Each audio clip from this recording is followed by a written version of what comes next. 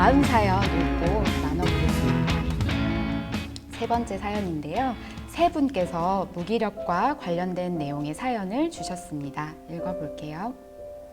제 마음의 우울과 자책, 과거의 괴로운 일이 잘 안 없어집니다. 아무리 잊으려 해도 문득문득 떠오르는 부정적인 생각, 과거에 얽매여지고 그 생각들로 스스로가 압도됩니다. 책을 읽고 운동도 하면서 극복하려고 노력하는 중인데 괜찮다가 갑자기 떠오르는 힘든 생각에 다시 무기력감을 느낍니다. 어떻게 해야 할까요? 라는 사연 주셨고요. 네, 무기력에 대한 안진희 센터장님의 답변 듣겠습니다.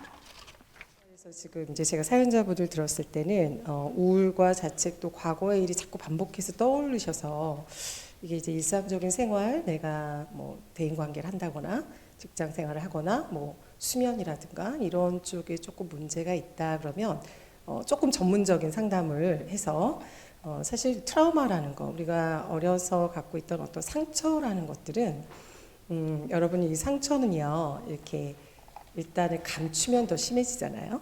예, 이렇게 뭔가 저도 어렸을 때 이렇게 뛰어놀다가 이렇게 무릎 깨지면 이제 엄마한테 혼날까봐 이렇게 몰래 이렇게 감췄다가 염증이 크게 난 적이 있어요. 그래서 사실 상처라고 하는 것들은 이렇게 좀 열어서 직면에서 좀 바라보고 조금 이제 공기도 세지고 이렇게 하면서 흘러갈 수 있는데 사실 되게 용기가 필요하고 이렇게 꽁꽁 숨기고 싶은 이유가 있잖아요, 우리한테. 그럴 때 이제 만약에 본인이 판단하셨을 때 제가 아까 처음에 말씀드렸지만 내가 느끼는 무기력, 내가 느끼는 우울, 내가 느끼는 불안이 모두 질환은 아니에요. 왜냐하면 교수님도 얘기하셨고 우리도 내 뜻대로 안 되면 우울해야죠. 내가 원하는 걸 못 가지면 불안하고 우울해야 됩니다. 그래야 또 더 해보는 욕구도 생기는 거잖아요. 근데 이것이 이제 약간은 전문가를 찾아가야 되느냐 아니면 나 혼자 해결해야 되냐 이 경계가 사실 참 어려운데요. 스스로 이제 이게 너무 오래 반복된다. 오래 반복되고 여러 가지 노력을 써봤는데도 이게 도저히 벗어나지가 않는다. 이러면 아까 말씀하신 것처럼 이제 인지행동 치료나 상담이나 전문가를 좀 찾아가시라고 말씀드리고 싶고, 두 번째는 이 세 분이 다 무기력을 물어봤을 때 혹시 이건 어떤 무기력일까 제가 좀 생각을 해봤는데 자기 통제 욕구가 상당히 강한 사람이 느끼는 무기력이 아닐까 하는 생각이 들어요.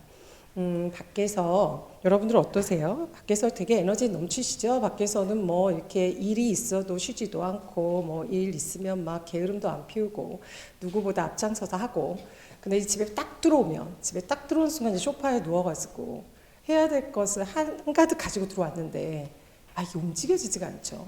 움직여지지가 않으면서 소파에 누워서 계속 머리만 돌리잖아요. 나 뭐 해야 되는데 뭐 해야 되는데 뭐 해야 되는데. 근데 이제 몸이 움직여지잖아요. 움직여지지 않고 이제 쉬면서 어떤 일이 벌어지냐면 몸은 좀 쉬고 싶은데 이 생각이 쉬지를 못하는 거예요. 생각이 끊임없이 나를 비난하죠. 지금 뭐 하는 거냐? 이렇게 누워있으면 되냐? 할 게 얼마나 많냐? 너는 왜 매일 이 모양이냐? 어떻게 이럴 수 있냐? 이렇게 끊임없이 생각이 나를 블레이밍, 비난을 되게 많이 하는 경우가 있습니다.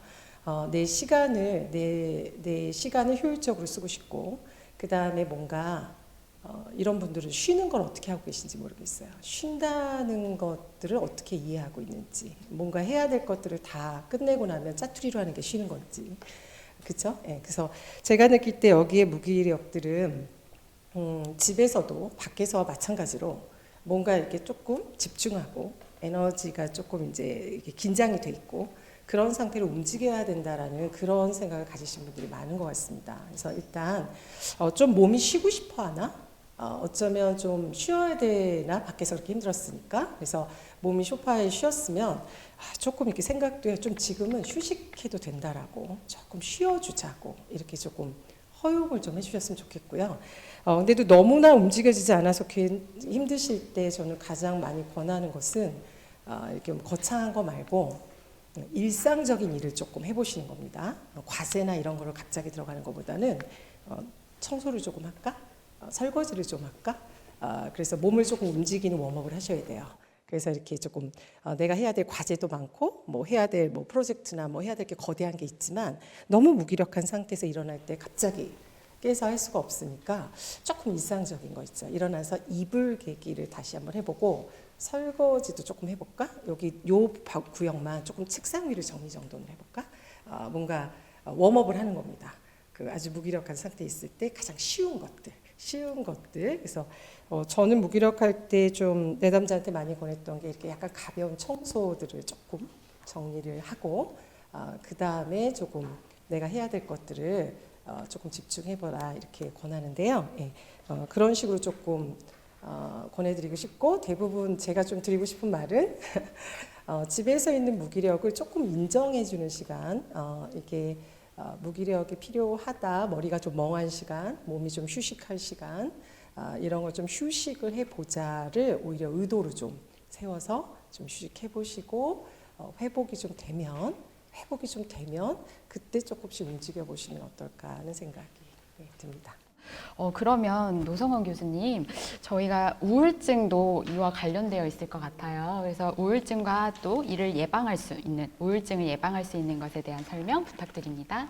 가장 대표적인 게 이제 우울한 기분이지만 이 사연자분 말씀처럼 이제 의욕이 없어지고 뭘 해도 재미가 없고 즐거움이 없어지고 보통의 이제 경우에는 이제 입맛도 좀 변화가 생기고 수면에도 질이 나빠지고 또 심한 경우에 이제 이렇게 살아서 뭐 하나라는 생각이 들면서 자살을 생각하는 경우까지 진행할 수가 있는 게 바로 우울증입니다. 그래서 가벼운 우울증부터 중간 우울증, 심한 우울증까지 이렇게 다양하게 있는데 가벼운 우울증 같은 경우는 스스로 극복할 수 있는 방법들이 몇 가지 있습니다. 앞서 우리 센터장님께서 말씀하신 방법도 굉장히 도움이 되는 방법들이고요. 자기 치료로서 할 수 있는 가장 좋은 방법은 이제 운동입니다. 운동 뭐 거대한 운동 생각하지 마시고요. 그냥 걷기 운동 하루에 한 30-40분 정도 걸으면 그 자체가 양쪽 발에 자극이 돼서 뇌에 있는 세로토닌 분비가 잘 되면 가벼운 우울증 정도는 극복하는 데 도움이 된다 이렇게 되어 있고 이왕이면 이제 저녁에 걷는 것보다는 아침 일찍 걷는 게 좋다고 되어 있습니다.